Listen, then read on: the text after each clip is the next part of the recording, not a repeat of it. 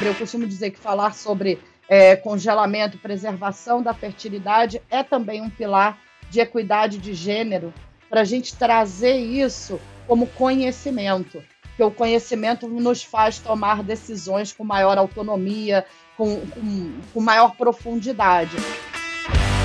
Aumenta o som que você está no Vioral, o podcast da indústria da saúde, onde pessoas, histórias e inovações se misturam para trazer a você conhecimento digital compartilhável.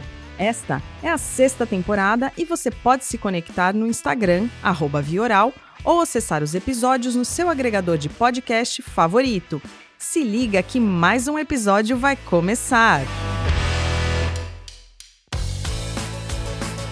Fala, ouvintes do Vioral, ela é embaixadora do WIL, Woman in Leadership, diretora de Fertilidade, Neurologia e Imunologia da Merck Brasil. Mas antes de tudo isso, ela fez medicina. Temos aqui Lígia Imbeloni, que vai contar tudo isso para nós hoje. Lígia, seja bem-vinda. Olá, PC, obrigada pelo convite. Tô animada para esse nosso bate-papo. Finalmente nos revendo aqui, né? Graças a Deus o podcast aproximando as pessoas que a gente tem contato, as pessoas queridas, nossos amigos, né? É isso aí, tanto tempo que a gente não fala, já queremos bater um papo de inovação, como é que tá esse futuro, que já é agora, né? já. Lígia, eu tava dando uma olhada, você sabe que eu dou aquela xeretada nos meus convidados, vou ver o que eles estão fazendo, o que tá rolando, etc. E eu vi um headline de uma matéria pro Portal Exame, uma matéria sua, que eu achei super legal e eu quero começar por ela, porque eu acho que é um jeito da gente começar assim, uau, aqui pra galera do podcast. Olha só o headline como é: para chegar onde queremos, não basta ter oportunidade se você não expressar suas ideias. Vamos lá, Lígia, o que você quis dizer com isso? Bom, essa foi uma frase que ficou bastante marcada e eu tenho falado muito. Você falou do WIL, que eu estou no Women in Leadership, então acho que eu tenho sempre uma presença muito forte nessa questão de gênero, então isso tem muita relação com isso. E eu acho que, claro, tem as oportunidades, a gente se prepara, mas muitas vezes hoje o que a gente vê são as mulheres em geral que não se expressam. Então, por isso que para mim é uma bandeira de não achar, né? A nossa voz a gente já sabe onde está, mas colocar para fora. Então, para mim, isso é muito importante, porque isso é parte da minha história. Eu digo que eu fui criada para ter uma voz.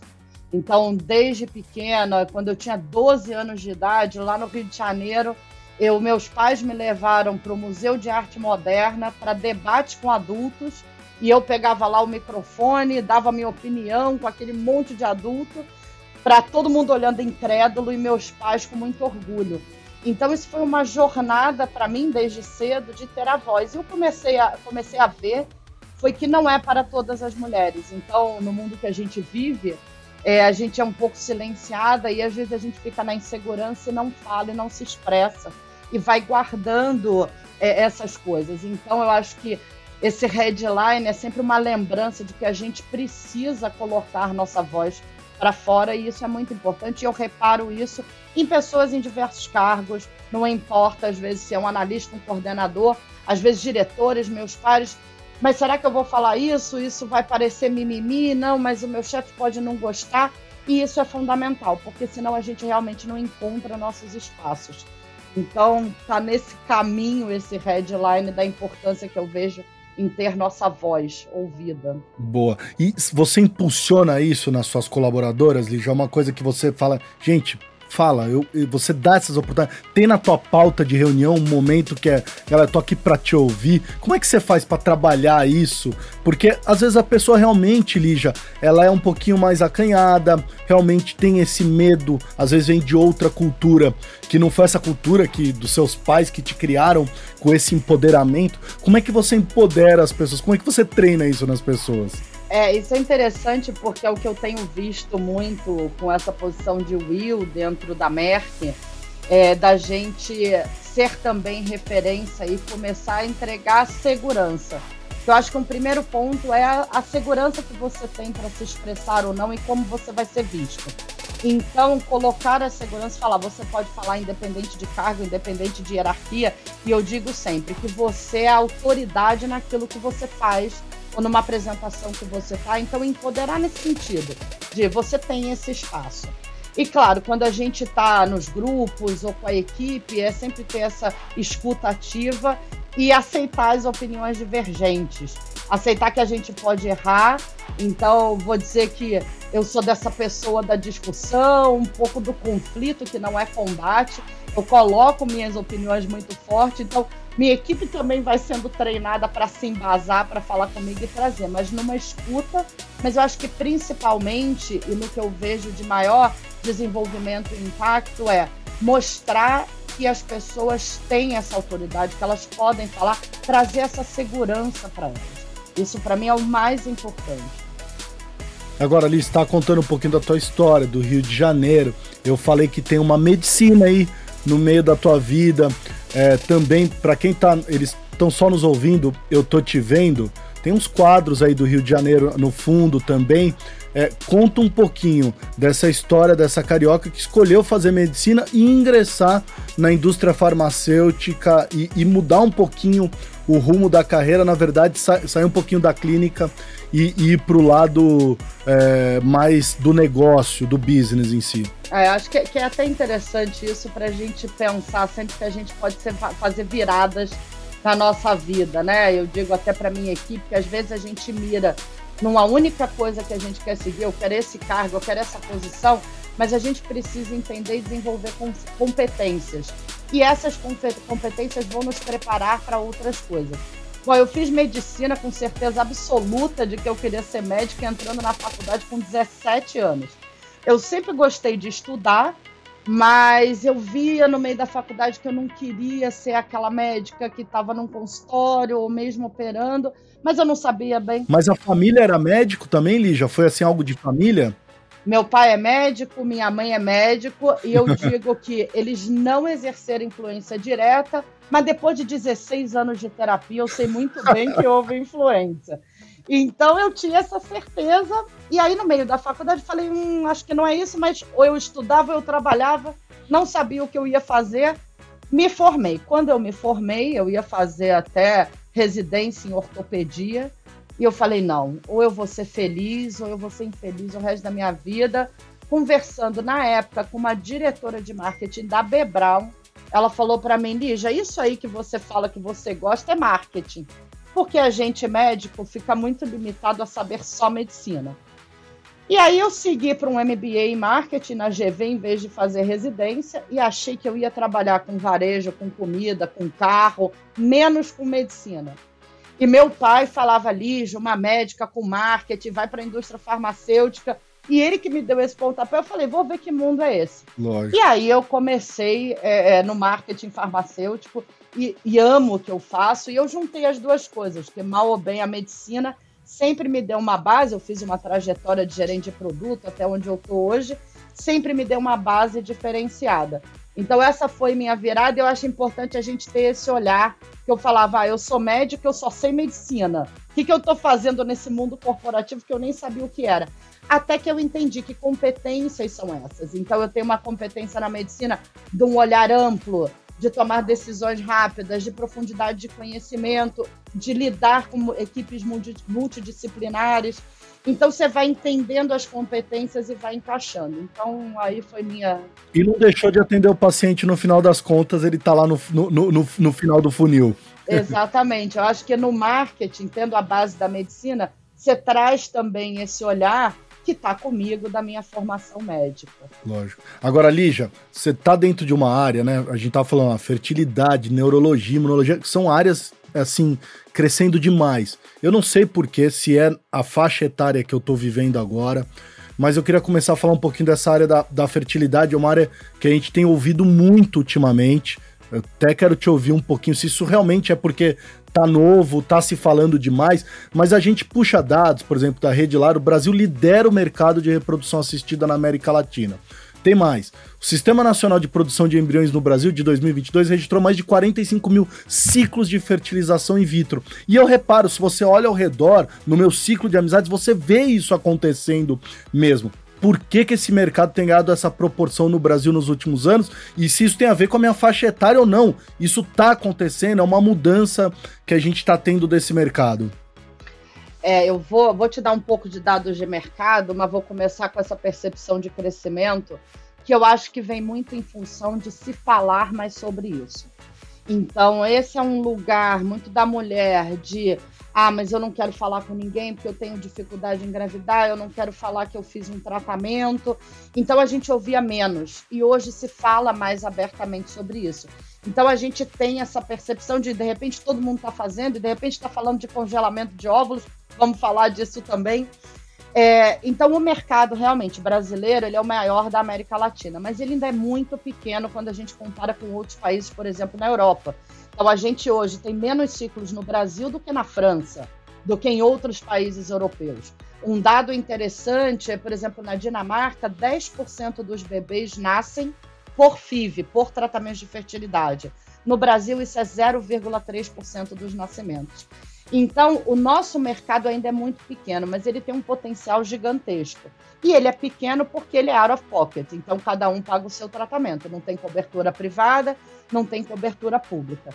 E o que a gente está vendo em termos, você falou um mercado que cresce, é um mercado que tem potencial, que tem mais inovação em muitas áreas, como na área de laboratório, na parte de testes genéticos, mas quando a gente vê em ciclos hoje, a gente está mais estabilizado.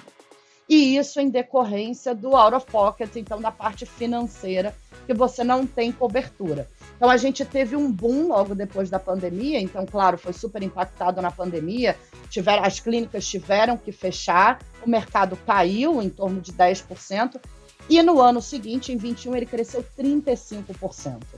De um crescimento composto que vinha aí de 8%, 7%. E esse crescimento não foi só demanda reprimida, foi uma reavaliação das prioridades das famílias. Então, eu via toda essa situação de Covid, como estava o mundo, eu sempre quis ter um filho, deixa eu antecipar. Só que em 2022, e o que a gente está vendo agora em 2023, é uma estabilidade e até queda. E aí, muito em decorrência da parte financeira. Mas o que a gente tem de possibilidade, de potencial e de aumento também em paralelo é a parte de preservação da fertilidade, que é o congelamento de óvulos, que é um caminho aí importante, né? Uhum. É isso que eu queria falar desse paciente brasileiro, porque eu realmente enxergo isso, né? Eu não sei se é porque agora nós estamos querendo nos estabelecer financeiramente para pensar em constituir uma família, e isso aí equivale a uma série de dados da saúde desse paciente. Você tem as mulheres, o público feminino muito decidido em relação a isso, realmente de congelar o óvulo mais cedo, para pelo menos pensar lá na frente, se ela quiser constituir família. Isso tem muito a ver com isso, com essa questão da gente estar empurrando essa constituição familiar, ou nem às vezes uma constituição, mas a decisão de ter um filho para frente. Por isso que a gente também está vendo esse crescimento. Ou não, tem também aquelas pessoas que decidem por motivos óbvios da questão da saúde dela e é realmente que ela não consegue. Tem muito a ver com a postergação da gravidez, então você tem um aumento significativo, mais de 60% de idade das mães acima de 35 anos, então isso vai aumentando muito, a gente vai vendo, as pessoas estão tendo filhos numa idade mais avançada do que antigamente. Então, a importância de falar sobre isso, sobre preservação da fertilidade é essa. Só que o que a gente vê de aumento é porque a gente também não falava sobre isso. Então, tem muito pouco conhecimento.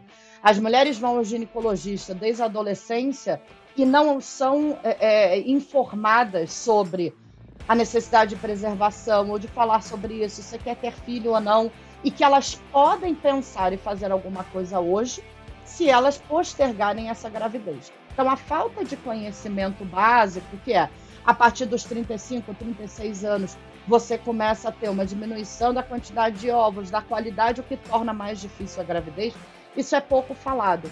E as pessoas hoje começam a falar mais no boca a boca. Eu fiz um congelamento. E esse é um assunto muito importante, porque o que a gente vê, e eu estou nesse mercado de fertilidade há 13 anos, as mulheres chegando aos 39, 40 anos, desesperadas, porque nunca ouviram falar que elas poderiam ter feito alguma coisa antes e que agora há dificuldade de engravidar. E você falou de alguns motivos, os diversos motivos são trabalho, financeiro, ou uma viagem, ou estudo, e tem também um fator super importante que é achar o parceiro ideal. Então eu postergo mais gravidez porque eu também busco esse parceiro.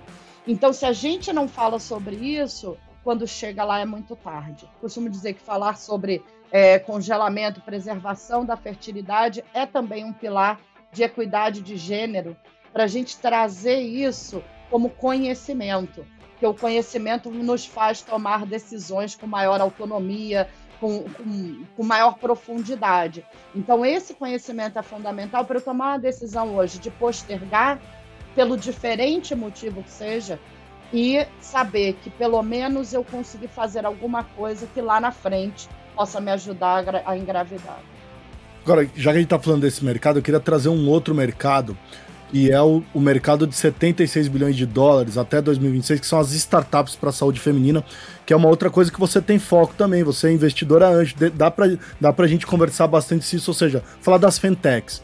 Como a Merck tem olhado para esse segmento, né? Eu vi muitas no Web Summit Rio agora, fintechs, eu sei que agora no evento de inovação que teve na Europa também se trouxe muito sobre fintechs.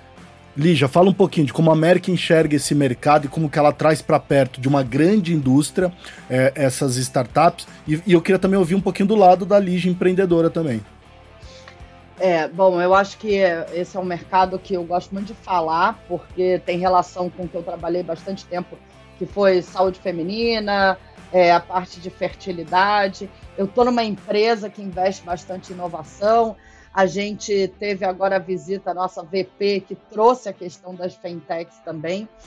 E eu acho que linka com o que a gente estava falando há pouco, que era dessa abertura por falar mais e esse olhar da mulher. E é uma necessidade. Então, hoje, se a gente pensar que as mulheres elas são as maiores decisoras na área de saúde, somos metade da população, mas só 4% de que tudo que é investido em pesquisa e desenvolvimento é voltado especificamente para a mulher, a gente vê não só um gap, mas áreas de oportunidade. Então, quando eu junto isso e junto o assunto anterior, que é falar mais, hoje a gente tem no Brasil fintechs que estão falando, né? A gente fala em fintechs, tem as sextechs também, trazendo mais essa informação. Então, a gente tem uma Share Your Sex, Tech for Sex, tem a FIO, que fala de ressecamento vaginal. Então, tem tantos caminhos da gente falar que o mercado está aí. A gente precisa olhar qual é a necessidade real das mulheres, e quando a gente olha para essas empresas que são também fundadas por mulheres, desse olhar da necessidade de onde eu estou. Então, é um assunto que me encanta e que junta com o que a gente faz. Então, hoje, por exemplo, na Merck, a gente tem aí campanhas para serem lançadas em breve, que a gente vai ter sempre parcerias e um olhar para essas empresas. De que forma a gente vai junto, e que é interessante ver numa outra velocidade, num corporativo mais pesado e uma fintech, uma startup mais acelerada. Então, eu acho que a sinergia ela tem que existir. E esse é um mercado de muito potencial e muitas oportunidades. E você não está falando só como executiva, Lígia, você está falando porque você também empreende, ou seja, você realmente acredita nisso, né, Lígia? Você acha importante isso? Me conta um pouquinho desse teu lado investidor, empreendedora, por que acreditar num negócio desse? Eu hoje sou investidora na Bitumami, que é uma social tech, e eu sempre tive muito olhar de impacto.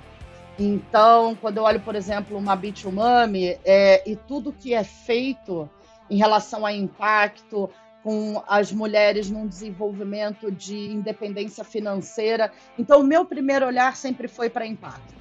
E aí, a decisão desta especificamente tem esse lugar de impacto. Então, o olhar sempre da mulher. Então, o Bitumami tem muito o olhar da mulher e a mulher mãe, Então, como é que eu olho essa mulher que fica saída do mercado de trabalho? Então, os dados mostram que mais de 50% das mulheres saem do mercado de trabalho até 2 anos depois do retorno de licença maternidade. A maior parte delas são desligadas. Então, como é que a gente tem esse olhar, essa discussão de parentalidade e dá subsídios para essas mulheres seguirem com uma independência financeira? Já que a gente está falando desse assunto de tecnologia, de startups, etc., você acha que dá? Porque às vezes eu vejo as indústrias, as multinacionais tão distantes, porque assim, para mim a startup, que nem você falou, tá indo num caminho tão veloz e a multinacional não consegue acompanhar e às vezes esse encaixe não acontece. Porque você traz uma startup, mas a equipe não está preparada para aquilo, as nossas compliances e os regulamentos internos não estão preparados. Você acha que dá? Você acha que vai haver esse encaixe? Você acha que dá para a gente juntar e trabalhar em colaboração com startup, grandes empresas? Eu acho que tem que ter muita persistência, né? E o entendimento dos dois lados. Então, a gente nunca vai ser veloz quanto uma startup ou uma empresa menor, exatamente pelo que você falou. E não só por ser uma companhia grande, mas uma companhia num ambiente extremamente regulado.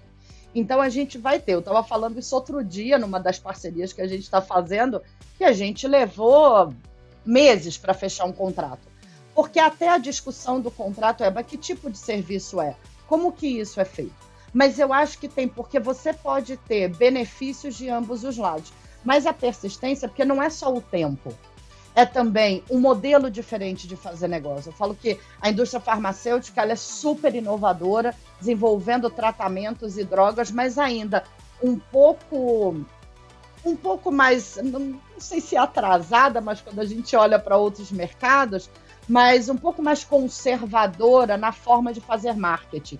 Então, eu acho que tem caminho sim, mas tem que ter persistência para ir mudando. E paciência.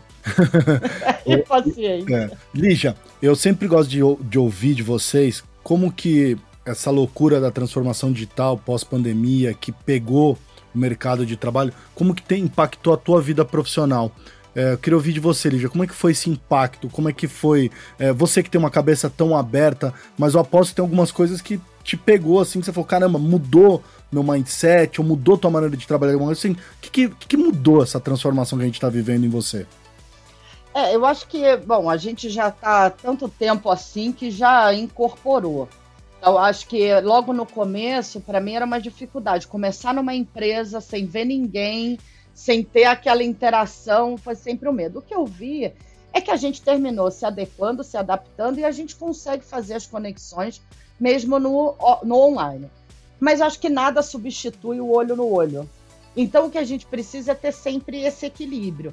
Então, todo mundo quer mais flexibilidade, a gente entender o que faz sentido para um equilíbrio de vida, trabalhar, por exemplo, no home office, mas ter esse contato com as pessoas é fundamental. Porque é no contato ali, pessoal, que você está num café, aí é uma coisa pessoal que aparece, você chama para um almoço. Então, acho que não ter isso dificulta, porque você não consegue fazer as conexões mais profundas.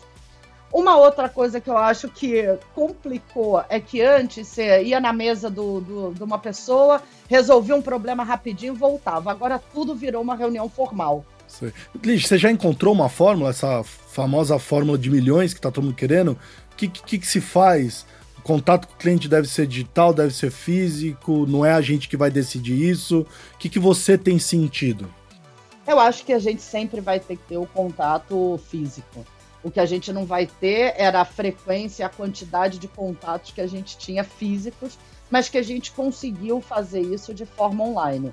Não tem a fórmula de milhões, mas eu acho que o caminho é a gente sempre se mantém na discussão de o material pode ser diferenciado, que ele pode ser digital, eu vou fazer a visita online ou virtual ou presencial. O que eu acho que a gente tem que passar é para um outro nível de discussão, como é que a inteligência artificial me ajuda a tomar melhores decisões? Como é que toda essa informação que a indústria farmacêutica tem, diferente de muitos outros mercados, realmente se torna em inteligência para eu tomar decisões, não só aqui sentado, olhando a estratégia no escritório, mas para o meu key account, para o meu representante que está lá na ponta, ser mais efetivo na abordagem com o médico, entregar aquilo que é realmente importante, um olhar real da necessidade do cliente. Então, acho que a gente tem que evoluir até nas discussões do que é hoje essa transformação digital. Porque a visita, o material, ela já está aí. Então, o que são os próximos passos? E aí a gente começa a definir, por exemplo, um novo formato de visitação médica. Como é que vai ser isso, né? Lígia, eu gosto muito de discutir também, não só falar de sucesso, mas falar muito do que a gente aprende com as nossas falhas. Você, com esse teu tempo e esse envolvimento, medicina, indústria farmacêutica, empreendedora, conta para nós aqui no Vioral, qual foi o erro que se tornou o seu maior aprendizado de vida, né? Olha, PC, eu vou te falar que eu não tenho um momento específico, eu consigo trazer vários, mas eu acho que todos se resumem a ter ficado calada. Então, acho que é por isso que, para mim, essa questão da voz é tão importante. Então, veja que eu falei que eu fui criada para ter uma voz e ainda assim eu me vejo, em alguns momentos profissionais, corporativos, que eu me vi calada por ver situações em outras pessoas, em outros grupos, e isso me marcou. E eu tomei sempre caminhos para que isso não acontecesse mais. Então, hoje, quando eu falo dessa bandeira da parte de gênero, de falar de voz, tem muito a ver com isso. Porque hoje eu olho para trás em algumas situações bem específicas e que eu me arrependo até hoje de ter ficado calada. Então, esse, para mim, foi um erro, mas que me trouxe uma outra abertura para falar, para mudar, para impactar as pessoas. Na introdução, a gente falou um pouquinho do Will, Women in Leadership. Queria que você falasse um pouquinho desse projeto. O que é esse projeto na Merck? Qual que é o teu papel dentro dele? Como que isso tem a ver com fertilidade? Né? Como que tudo isso tem a ver, essa loucura do Women in Leadership, com equidade de gênero? Então, na parte do Will, e é um trabalho super importante, que eu acho super interessante na Merck, é a quantidade de atividades e de coisas que ela tem relacionadas à diversidade em geral. E ela faz muito para dentro, né? Hoje, quando a gente vê muitas coisas sendo divulgadas e para fora, eu acho que a Merck faz o oposto. Ela é muito interna e a gente busca agora trazer isso mais para fora. Então, o Women in Leadership, ele é um grupo, ele faz parte do grupo global do olhar de gênero. Então, a embaixadora do Will aqui do Brasil neste grupo de América Latina. Mas, além dele, a gente tem 6 grupos de diversidade locais. Então, tanto na parte de LGBTQIA+, na parte de raça e vários outros recortes de diversidade. Então, o Will, ele vem para realmente ter um olhar de como que a gente traz essas mulheres para cargos de liderança. E já temos na Merck uma evolução nos últimos anos muito grande. Hoje, 46% da liderança da empresa é feminina. Na nossa parte da alta gestão, da diretoria, a gente também tem esse equilíbrio. Então, ela vem para fomentar isso. E a gente tem que fazer isso não só quem já está na liderança, e não só como é que a gente traz mais mulheres, mas como que a gente cria isso desde baixo. Por exemplo, a Merck hoje ela tem a licença paternidade de 60 dias. A gente teve uma ação super importante que tem a ver com o ambiente, que era caminhões que fossem elétricos.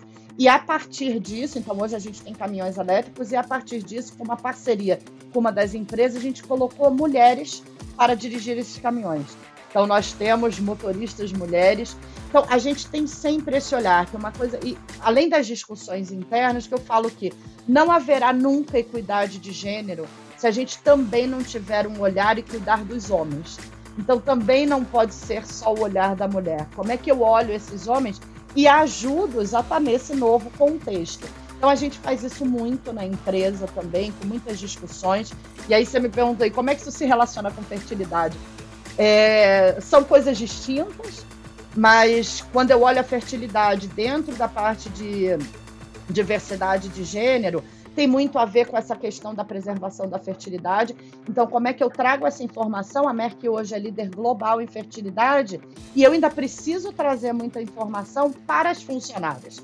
Então, hoje a gente tem toda uma parte de benefícios de fertilidade para tratamento, para congelamento, para preservação, que proporciona que essas mulheres tomem decisões. Então, a gente traz primeiro conhecimento, é uma decisão delas, a gente já beneficiou 40 pessoas.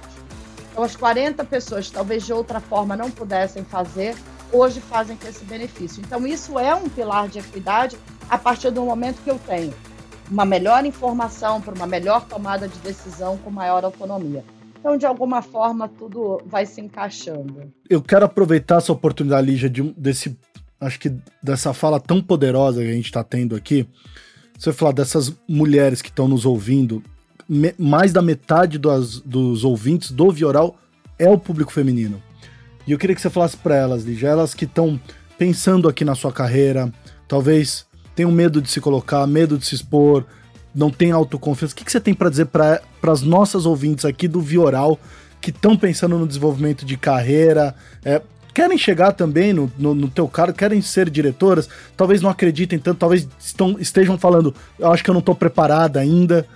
Tem esse momento? Você estava preparada, Lígia? Fala um pouquinho assim, o que você tem para falar para essas mulheres? Eu acho que a gente acredita que a gente nunca tá, o que é um bom ponto, porque a gente sempre se estimula a desenvolver. E é interessante porque desde a minha entrada na Merck, com essa questão da embaixadora do Will, eu tenho tido muitas pessoas que vêm me buscar. Então, eu sou essa pessoa da comunicação forte, da incisiva, da diretiva, o que te traz um outro lugar, de rótulos e dificuldades também. Então, o que eu posso dizer é que a gente precisa olhar para a gente e ter certeza do lugar que a gente ocupa. Porque tem todo mundo numa sociedade patriarcal que a gente vive que impacta a todos.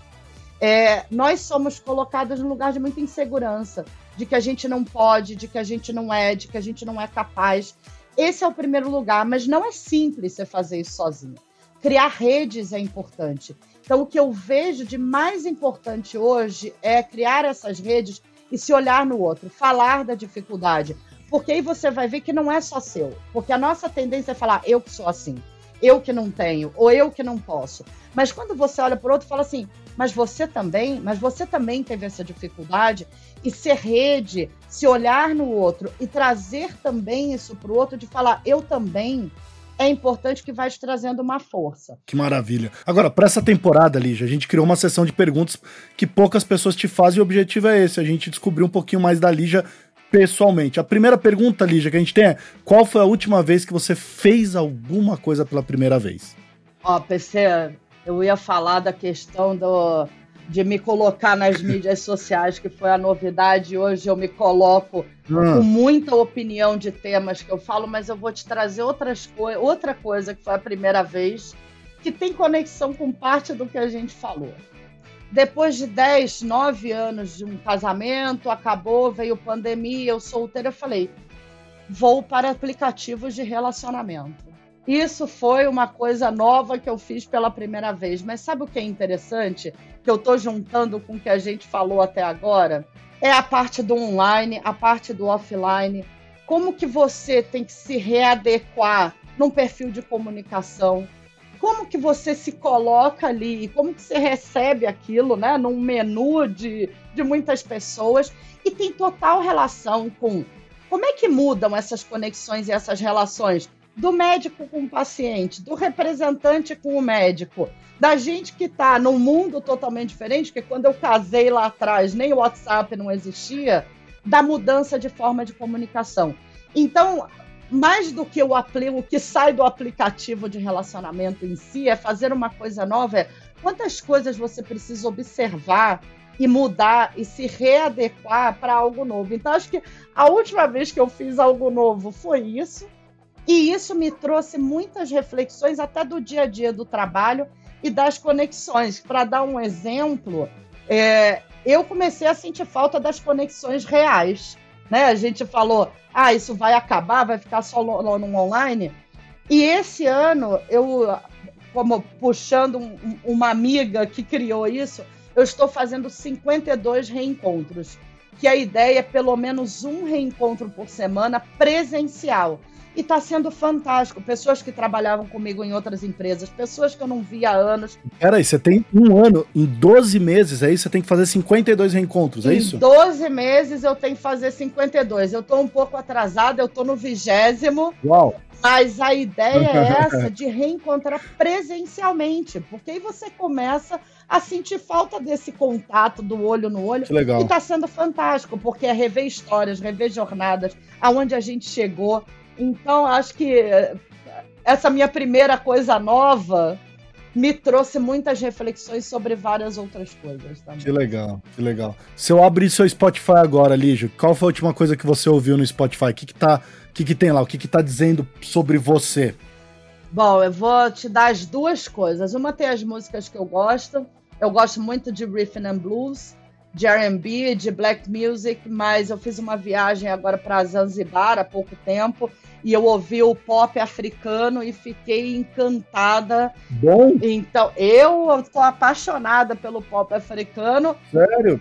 E Dá uma dica aí pra gente ouvir, eu adoro ouvir coisa nova. O que tem? Então, tem uma música que virou um hit agora global, deixa eu pegar o nome aqui, mas vou te dar 2 cantores, eu tenho uma playlist só de pop africano, então, peraí, vou te dar o nome dos... Ela chama até Zanzibar. Então tem o Master KG, que é um dos cantores, e tem o Rema, que é da Calm Down, que essa virou um hit global, mas tanto o Rema quanto o Master KG são os caras que estão aqui presentes na minha lista. Mas tem vários, tem o M. Bosso, que é de Zanzibar mesmo, então, e tem inglês, tem Swahili, tem várias línguas. Isso é a música que tem agora. Eu gosto muito de ouvir podcast também. Pouca gente sabe que o Fred Mercury é de Zanzibar. O Fred Mercury é de Zanzibar. Inclusive tem lá o museu dele, né, da casa onde ele nasceu. E, bom, em relação ao podcast, o que eu tenho escutado muito é o Bom Dia Óbvios, que aí seus 50% das suas ouvintes mulheres, mas também para os outros 50%. Acho que é um podcast bem interessante, que traz discussões importantes para o olhar feminino. Então, que é da Ceribelli, né? Que é da Ceribelli, exatamente, que eu indico também o livro. Posso indicar muitos livros aqui para essas mulheres, mas esse é um importante. Maravilha. Lígia, se as pessoas querem te contatar, como que elas fazem? Bom, tem o meu Instagram, tem o meu LinkedIn, é Lígia Imbeloni nos dois. Então... Maravilha. Então eu vou deixar na descrição do episódio, eu deixo lá para vocês facinho o link dos acessos para Lígia. Lígia, eu adorei esse reencontro. Eu não tô nessa meta de 52, mas tá aqui um. Tá vendo? Já foi um reencontro. Tá um reencontro. Muito obrigado por esse bate-papo. Hoje a gente falou com a Lígia Imbeloni, ela que é diretora de Fertilidade, Neurologia e Imunologia da América Brasil. Lígia, super obrigado por esse bate-papo, viu? Obrigada, PC. Fico muito feliz. São temas que eu gosto muito de falar e eu acho que são importantes. Te agradeço. Maravilha, gente. Então esse foi mais um episódio do Vioral e eu fui. Se sentiu provocado ou provocada com essa dose oral para seus ouvidos? Então não deixe de se conectar no @Vioral ou com o nosso host, o PC, @Paulo Crepaldi.